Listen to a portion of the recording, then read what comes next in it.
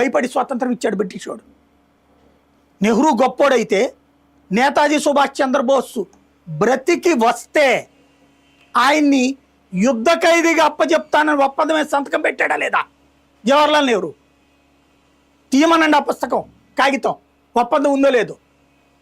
జవహర్లాల్ నెహ్రూ సంతకం పెట్టాడు, గాంధీ జవహర్లాల్ నెహ్రూ. అంటే నువ్వెవడివి నేతాజీ సుభాష్ చంద్రబోస్ యుద్ధ ఖైదీగా అప్పచెప్పడానికి? ఈ దేశం కోసం తొలి సైన్యాధ్యక్షుడు ఆయన. ఆజాద్ హింద్ ఫౌజ్ అనే సైన్యాన్ని పెట్టినోడు. బ్రిటిష్ వాళ్ళని తరిమి కొట్టడానికి జర్మనీ వెళ్ళి హిట్లర్తో మాట్లాడొచ్చినోడు.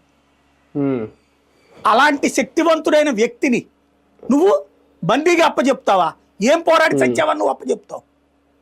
అంటే బ్రిటిష్ వాడు తొత్తుగా కాదా? పోనీ ఆ తర్వాత అడ్మినిస్ట్రేషన్ ఏం పీకాడిన అడ్మినిస్ట్రేషను కాశ్మీర్ని నాశనం చేశాడు. కాశ్మీర్ అంశాన్ని తీసుకెళ్లి ఐక్యరాజ్య సమితికి పెట్టిన పనికి మాలినోడు ఆయన కాదా? అది ఒక ఎత్తు. చైనా మనకి భారతదేశానికి ఆ రోజున ఐక్యరాజ్య సమితి రెండో ప్రపంచ యుద్ధం తర్వాత వస్తుంటే మన జనాభా రీత్యా కానీ మన సంస్కృతి రీత్యా కానీ ప్రజాస్వామ్య దేశం కదా అని మనకి దాంట్లో శాశ్వత సభ్య దేశాలు ఇప్పుడు 5 కదా, అందులో మనకి ఛాన్స్ ఇచ్చారు.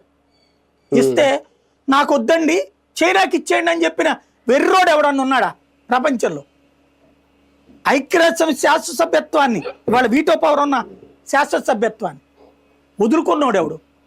చైనాకు వదిలేసినోడు ఎవడు?